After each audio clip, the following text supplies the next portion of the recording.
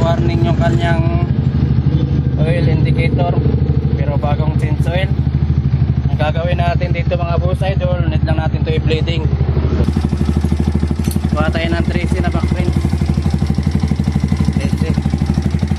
Bubuksan na natin tong cap nut.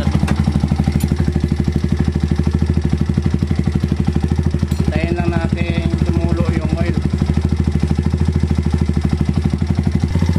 Nakatulo, tapos birita natin.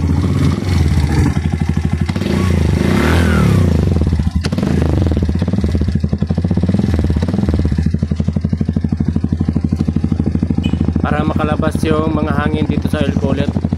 Nangyayari ito minsan pag nagpalit tayo ng filter at hindi natin nalagyan ng oil yung filter. Kaya nagkakaganito dahil nagkaroon ng hangin. At kailangan natin palabasin yung oil para hindi mag-warning yung oil indicator. Pag nakatulo na, pwede na nating isara ulit. At i-check lang natin dito sa kanyang indicator kung umilaw pa rin.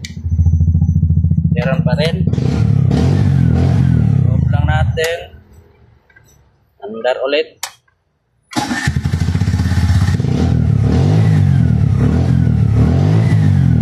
Wala na mga boss. Ganun lang mag-bleeding ng oil kasi may hangin sa oil cooler.